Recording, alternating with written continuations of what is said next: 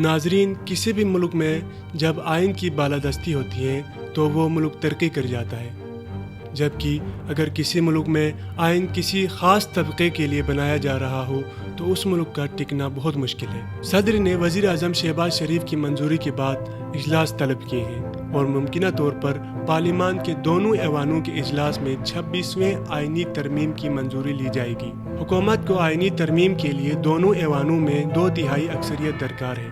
حکومت کو قومی اسمبلی میں 224 ارکان جبکہ سینٹ میں 64 ارکان کے ووٹ درکار ہوں گے۔ اس وقت حکمران اتحاد کے قومی اسمبلی میں مجموعی طور پر 215 جبکہ سینٹ میں 55 ارکان ہیں۔ حکومتی ذرائع یہ دعویٰ کر رہے ہیں کہ آئینی ترمیم بل کی منظوری کے لیے حکومتی جماعتوں کے جمعیت علماء اسلام فے کے سربراہ مولانا فضل الرحمان سے بات چیت آخری مراحل میں داخل ہو گئی ہیں۔ JUIF فے کی آئینی ترمیم کی حمایت کی صورت میں حکمران اتحاد کو کچھ ووٹ تو ضرور مل جائیں گے۔ اس کے بعد حکومتی جماعتیں پارلیمان میں اپنے اراکین 100% ووٹ یقینی بنا لیں تو بھی قومی اسمبلی میں 4 اور سینٹ میں 1 ووٹ کی کمی کا سامنا رہے گا۔ گزشتہ ماہ 16 ستمبر کو آئینی ترمیم منظور کرانے میں ناکامی کے بعد حکومتی اتحاد آئینی ترمیم بل کے منظوری کے لیے سیاسی جماعتوں خاص طور پر JUI فے، سول سوسائٹی اور وکلاء سے مسلسل رابطوں میں ہیں۔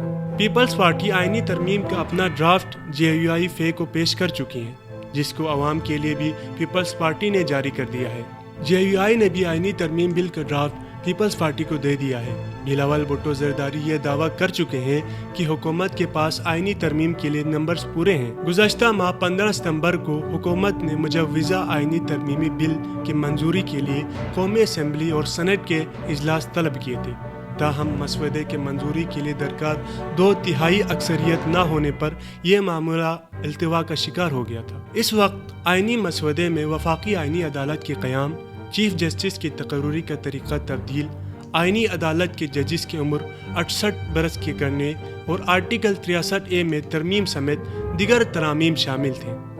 آئینی ترمیمی بل پر مشاورتی عمل جاری تھا، لیکن نمبر گیم پورے کرنے کے لیے کچھ لو اور کچھ دو کی بنیاد پر بات ہو گئی ہے۔ واضح رہے کہ 25 اکتوبر کو ملک کے سپریم کورٹ میں چیف جسٹس کی تبدیلی متوقع ہے۔ اس آئینی ترمیم میں سپریم کورٹ کے چیف جسٹس اور ججوں کے تقرر، ان کی مدت ملازمت، آئینی امور سے متعلق عدالتی کردار سمیت دیگر معاملات شامل ہونے کا امکان ہے۔ ماہرین کے مطابق حکمران جماعت مسلم لیگ نون اور حکومت میں شامل پیپلز پارٹی الگ آئینی عدالت کے قیام کی حامی ہے، جبکہ جمعیت علماء اسلام فے کی تجویز ہے کہ الگ عدالت کے بجائے سپریم کورٹ کے سینئر ججوں پر مشتمل بینچ آئینی معاملات سے متعلق کیس سنے۔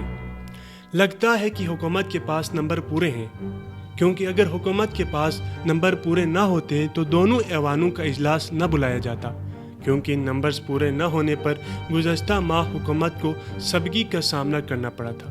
ایسا لگ رہا ہے کہ مولانا فضل الرحمان آئینی ترمیمی بل میں حکومت کا ساتھ دیں گے۔ اس حوالے سے نواز شریف کے ساتھ لاہور میں ہونے والے ملاقات بھی اہم ہے۔ پیپلز پارٹی اور جمعیت علماء اسلام فے نے الگ الگ مسودے تیار کیے ہیں۔ دیکھنا ہوگا کہ کس مسودے پر اتفاق ہوتا ہے۔ ایسا لگتا ہے اس معاملے میں اسٹیبلشمنٹ اور حکومت جو مسودہ منظور کرانا چاہتے ہیں، اس میں کچھ تبدیلیاں ہوں گی اور وہ اپنی مرضی کا آئینی پیکج منظور نہیں کرا سکیں گے۔ قومی اسمبلی سے 2/3 اکثریت سے آئینی ترمیمی بل کی منظوری کے لیے 224 اراکین کی حمایت درکار ہے، مگر قومی اسمبلی سیکریٹریٹ کے مطابق قومی اسمبلی میں اس وقت حکمران اتحاد میں شامل پارٹیوں کے اراکین کی مجموعی تعداد 215 ہے۔ ان میں مسلم لیگ نون کے 111، پاکستان پیپلز پارٹی کے 70، MQM کے 22، مسلم لیگ کاف کے 5، استحکام پاکستان پارٹی کے 4، مسلم لیگ ضیاء باپ اور نیشنل پارٹی کا ایک رکن شامل ہے۔ آزاد حیثیت میں کامیاب ہونے کے بعد مسلم لیگ نون میں شامل ہونے والے عادل خان اور مسلم لیگ کاف میں شامل ہونے والے الیاس چودھری کا آئینی ترمیم کے حق میں ووٹ دینے کا امکان نہیں ہے۔ ان ارکان نے بجٹ کے موقع پر بھی حکومت کو ووٹ نہیں دیا تھا۔ دونوں اراکین کی نااہلی کے لیے اسپیکر کے پاس ریفرنس بھی جمع کرا دیے گئے ہیں۔ ان دونوں اراکین کو مائنس کرنے کے بعد حکمران اتحاد کے مجموعی اراکین کی تعداد 213 ہو جاتی ہے۔ قومی اسمبلی سیکریٹریٹ کے ذرائع کے مطابق آئینی ترمیم میں اسپیکر بھی ووٹ کاسٹ نہیں کر پائیں گے۔ یوں حکمران اتحاد کے پاس 212 ووٹ ہیں۔ اگر جمعیت علماء اسلام کے 8 ووٹ بھی مل جائیں پھر بھی حکومت کو 4 مزید ووٹ درکار ہوں گے۔ آرٹیکل 63A سے متعلق سپریم کورٹ کے فیصلے کے بعد اب منحرف رکن کا ووٹ کاسٹ ہو سکے گا، لہٰذا حکومت کے پاس تحریک انصاف کی حمایت یافتہ ارکان کے ووٹ توڑنے کا آپشن ہوگا۔